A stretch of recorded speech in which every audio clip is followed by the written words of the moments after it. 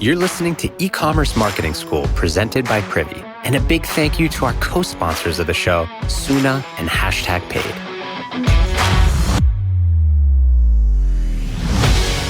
For too long, the process of finding the right influencer for your brand has been endless, mindless, soul-crushing scrolling. And then once you find the one, they don't even move the needle. Well, #Paid is putting an end to all of that. They're the first matchmaking tool for brands and creators. With #Paid, the process is 3 incredibly simple steps. Build your campaign, pick from 10 creators, hit the launch button, and bask in success. #Paid is basically a dating service for brands and influencers. Instead of dinner and overpriced drinks, you'll get ROI and a partner your audience trusts. Check them out at the link in the show notes. All right. Hey, everyone. Welcome back. Today, I'm here with Andrew Maff, founder of BlueTuskr. They're a full-service agency for D2C brands. I've been thinking a lot about Omnichannel and the need for brands to be selling everywhere right now. And of course, more Amazon brands are starting to go direct and more D2C brands are starting to sell through Amazon. I feel like 4 years ago, that would have been like cheating on your spouse. But now it's kind of a necessity. So I thought it'd be fun to bring Andrew on to chat a little bit about how to leverage Amazon, but also how to diversify off of Amazon. So Andrew, awesome having you on the show. Yeah, appreciate you having me. Looking forward to it. Yeah, so let's start with BlueTuskr. What are you all up to over there? What aren't we up to? So we are a full-service digital marketing company for e-commerce sellers. We tend to focus on the omnichannel strategy. So while we do work with a lot of people that are on Amazon, we're also Shopify partners, and we do a lot with like BigCommerce, Magento, and all that fun stuff. We also do Walmart. And basically, our focus is helping sellers diversify into as many marketplaces wherever their customers are, basically. Nice. Now, I know we said we were going to talk about Amazon, but since you just mentioned Walmart, can you just give me a feel for like, like you hate it? Oh, okay. It's such a pain. It's slow growth, but I'm definitely seeing it happen. Like there are some Amazon sellers who do pretty well on Walmart, and actually, it's not comparable. Like I wouldn't call it 50-50, but it does a little bit more than keep the lights on. We're pretty much solely focused on an advertising perspective. So, optimizing the listings and all that stuff, super easy. The advertising though, which is where, a lot of the magic happens after time goes on, it's just so clunky and it's kind of a pain to use, but they release new features every now and then, but it's not too bad. Okay. So it's a little early in terms of the advertising platform, but you are seeing revenue growth for the brands that you're working with. Is there a certain type of brand that makes sense for them to expand into Walmart? Like, can anyone just do it? Yeah, pretty much. The only thing I've kind of started to realize is it's definitely a race to the bottom for everyone. So if you're a inexpensive quality product, you'll do well. But if you're developing a brand and you're a little bit more high end, Walmart, like it's kind of hit or miss. At that point, it's almost better to, if you want to put your product up there, maybe run some like branded ads so that people can find you really easy when they search for you. But then outside of that, I wouldn't do anything else. Okay, cool. All right. Well, that was a bit of a distraction, but it's helpful because I actually haven't talked to anyone about Walmart. So, okay, cool. And so in terms of just back to BlueTuskr for a sec. So like those are the services, Omnichannel. What's the perfect brand stage or type that you guys are working with?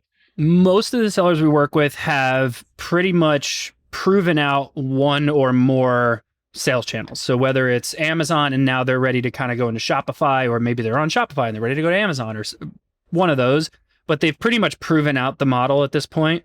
They've started to develop a brand or looking to develop a brand. One of the things we always talk about is sometimes we'll end up, talking to someone and they want to get off Amazon just because they're struggling with Amazon. And it's kind of hard to explain how complicated that move can sometimes be, because the big benefit of Amazon is you're leveraging that pre-existing audience and you just run some ads and all of a sudden you start, selling some product. Whereas on Shopify, you got to build your own website. You have to start developing a brand and community. You have to kind of start to really put a business plan into place. And sometimes when we have that conversation and people are like, I don't know if I want to do that, that's usually when I'm like, okay, if you just want to drive traffic to Amazon, that's a different story. You can just run some ads and send them to the storefront or something like that. So usually they're trying to take their business to the next level. Yeah.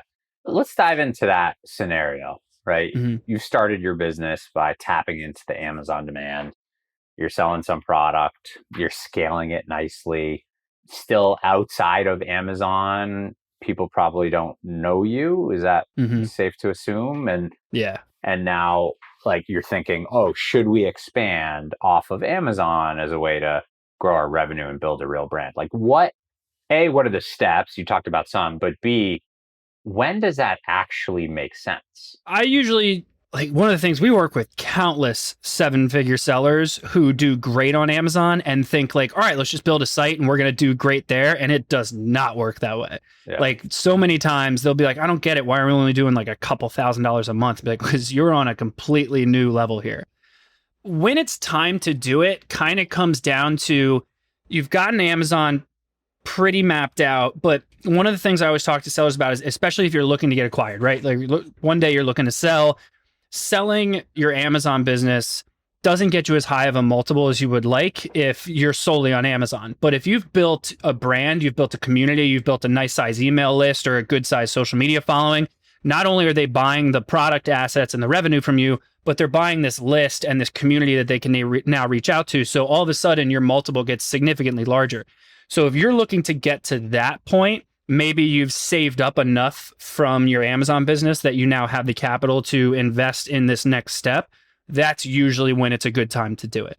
But if you're like, oh, we're doing, I don't know, let's say 5 or 6 figures a month, maybe not 6, but like 5 figures a month-ish or less on Amazon, you might want to like sit tight for a little while and then consider doing it, or just know it, or you have capital to go into it. One of the things I try to talk about, so the steps, right? So if you're trying to bootstrap and you want to try to find a way to try and do this yourself, usually what I suggest is, let's say you've come up with a product, you're going to launch it on Amazon and you're going to start running some ads. You're going to do what you can to prove out the model. So to me, Amazon, if you want to build a business that you're, one day looking to sell or grow to a significant size, Amazon's fantastic for market research because you can launch your product relatively easily at a relatively low cost. You can start running ads and immediately find out if people are going to be interested. Then you start getting reviews, you start getting a little bit of feedback, you start to understand. Now you can go, okay, how do I expand from here? You can either go deeper into Amazon, maybe expand the product line a little bit, but you're going to want to get your brand registry so that your next step is to get your Amazon storefront. So now what you want to do is you start running sponsored brand ads to the storefront to see if you can get people to convert on the store. Because now if you can get them to convert on the store, all you have to do is now you start sending traffic from off Amazon to the storefront because you've proven that the storefront will convert. Now you can start to see, can I get other traffic from other sources besides just Amazon to convert on this storefront? Once they do that, now you've started to prove that out. Now you consider building out your own website. This is where it gets interesting because every time I bring this stuff up, Amazon sellers are like, I'm never doing that. But essentially it's adding a button to your product pages that are available on Amazon, available on Walmart, eBay, Wayfair, wherever you're available, and also having your buy now button. And what you do is you've proven that you're driving traffic to the storefront and it'll sell. Now pivot that traffic and send it to your own website. Make sure it's optimized, looks as good as possible. I always suggest adding as many different bells and whistles and pop-ups and upsells and all that fun stuff to make sure that you're enticing the user to purchase on the website. But give them these options to let them shop where they're most comfortable. Because even if you've built a great brand on Amazon, no one off Amazon knows who you are. Even if your little tiny brand name is on the product page or something like that, like they're not really going to know. So by doing this, you're now testing the website that you've built. And if you start to, you can put tracking codes in all those buttons and understand like, okay, I'm getting X amount of traffic to my Amazon. I'm getting X amount of traffic to Walmart. You can start to understand that the traffic I'm driving is going there. They are interested. And so once you start to see like, okay, I'm getting X amount of sales, I'm getting X amount of traffic over to my marketplaces, you can make a judgment on what you think that conversion rate is based on the traffic you're driving. So, okay, I drove 10,000 clicks to my Amazon storefront. My storefront has a 10% conversion rate. I can assume I got X amount of orders. So then you go, okay, let's see what happens. Take the buttons away. Now, once you took those buttons away, you've now proven out if they're going to start converting on there, it's doing well. If they're not, you got to figure out why, put those buttons back, get back to what you were getting before. I always try to look at top line stuff, right? So everyone's always looking at like, how much did I spend on my Facebook ads and what did I get on Facebook? How much did I spend on Google and what did I get on Google? Everything is so fluid now. And because of the iOS changes and all that fun stuff, it's impossible to figure out attribution, especially when you're going to different marketplaces because they keep all their data. So if you can actually look at, okay, I'm spending X a month and my business as a whole across all my channels is making Y. Now, if I increase my spend by 10%, I want to know that my business made 10% more across everything. Looking at it as a siloed, like solely my Shopify or solely my Amazon or solely my Walmart is difficult because people like to do their research and sometimes people are more comfortable. I figured this out years ago, back when you and I met, actually. I used to do this stuff in like 2017-ish. And my thought, or the way I figured it out was I actually watched my wife shop. And she would be scrolling through Amazon. She'd find something cool. It'd have some decent reviews, but she'd be kind of skeptical. So she would actually leave Amazon and start Googling it or look into their Instagram to see if they were like a legit brand. And so if they were, she would shop on Amazon, she'd buy it from them. Or if she ended up to someone else's site and they were like, I've never heard of this and they don't have that many reviews, she would leave there and see if they're available on Amazon to check out their reviews. So because she was all over the place, I realized that there's a lot of users out there that are just doing their due diligence to see how good this brand is because there's so many places they can be. So I figure, why not treat your website like just one central hub for your product and then let them shop where they're the most comfortable. I try to keep them on your own site because you get to keep the data and all that fun stuff, and you get your margins aren't as bad. But outside of that, that's my approach. No, I like it. And look, I can relate. I mean, I've gone both ways, right? Like sometimes I find something on Amazon and I'm curious to check them out and buy direct. Other times I'm on a site or I hear about someone through an Instagram and I look on Amazon and, I think that's just like the place we've landed in the world and in consumer behavior. And so I think that's actually a fascinating experiment to start by including a buy with Prime button on the site, just linking back to the Amazon. I do have a question for you, though. That was just released. It's still not even available yet. So that's now the buy with Prime button. Amazon announced that they were testing it, I want to say like 3 weeks ago as of this recording, maybe about a month or two ago. But basically what it is it's a JavaScript code that Amazon's now providing you to put on your D2C site to link over to Amazon. So they know that this works. Of course, Amazon also wants to drive as much traffic to Amazon as they possibly can. And I like the idea for easing into it. But if you want to kind of build your own brand, you want to keep your data and all that fun stuff, obviously, I'm not a huge fan of it. But to kind of test that beginning stages, I think it's a great approach to let the user be as comfortable as possible. Yeah. I mean, I think I remember when they announced that, it actually came up on the Shopify quarterly earnings call. One of the analysts asked Toby about it and Toby responded and he seemed excited about it, right? I think like at the end of the day, it's about more transactions for the merchant is better for anyone.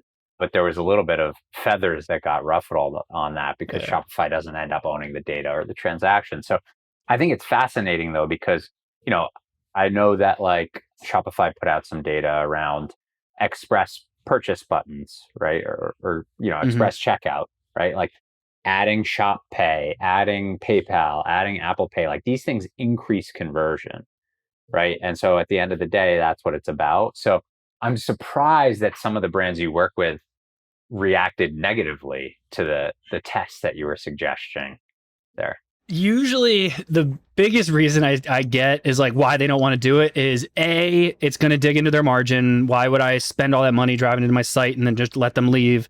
But it's also most of the time the reason people want to diversify is because they've been burnt by Amazon. Right. And they just don't want to keep helping Amazon. So when they come to me and I go, hey, we're going to keep helping them for a little while, they're going to be like, no, I came to you because I don't want to. And it becomes a deeper conversation. But there's been way too many times I've worked with someone who was solely on Amazon. And then, in fact, there was a seller I worked with, 8-figure business, solely on Amazon, killing it. Credit card was about to expire, so he switched his card. That was it. Nothing crazy. Amazon flagged it as fraudulent and shut his store down for 2 weeks before he could get it back up. So it's stuff like that where I'm like, how can you rely on something so buggy for your own business and not be in as many places as you can, just to at least keep the lights on when stuff like that happens. Yeah. So look, I think really good tips there on how to start on Amazon and then when to think about scaling off. What about the other way around? Like you said, a lot of your clients come to you with a successful channel looking to expand to others. I presume a bunch of them start off direct to consumer and then want to dip their toe into Amazon. Like, when do you think that works and when's the right time to think about it? I love doing that when they've started to develop a really good size list, because Amazon, you can get some decent sales from Amazon relatively organically and not be so reliant on paid advertising. If you can just get some decent sales in the beginning and start that snowball effect and get some reviews. So if you decide, actually, we worked with this brand called Good Idea. They sell, it's like how do I explain it? It's like a healthy seltzer, essentially, but there's a bunch of like nutrients and stuff, and it's the easiest way for me to explain it. But they did a great job D2C, and then they're like, all right, we have a couple flavors that do well regardless. We feel like we should put it on Amazon, see what happens. And what I thought was like, well, why don't we put it on Amazon and then just do a big announcement to our list that it's now available on Amazon and incentivize them to go do it. We can send them there and be like, go try it on Amazon. Here's a coupon code solely for our list, which Amazon is also releasing something similar to that now. But now you're just starting that snowball effect. Then all you have to do on Amazon is, if you built a big enough brand, is to basically just run brand defense ads, right? So you're just running ads with your own brand name. You don't really have to go after anything cold, and that way no competitors get in your way. And all you have to do is use like a Helium 10 or a Jungle Scout or something like that to see if your brand is already getting search on Amazon. And if it is, there's no reason you shouldn't be on Amazon, because it's, even if you don't want to run ads, at least you're up there and you're keeping your share from, instead of it going to a competitor or something.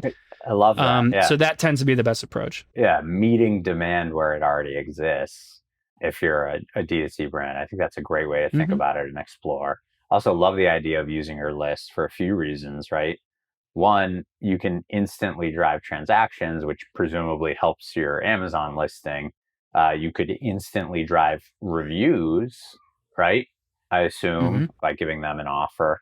So there's a lot of like organic benefits to having a successful business and brand and customer list outside when you already launch on Amazon. Yeah. But I mean, that's one way. Or it sounds like it's also pretty simple still to tap into the existing demand if you've got a product and you can keep it in stock by just launching on Amazon. So yeah, exactly. Yeah, I think really, really good stuff, Andrew. I appreciate the thoughts on Omnichannel and also on Walmart. It's cool to get the early look, and appreciate you coming on the show. No problem. Appreciate you having me.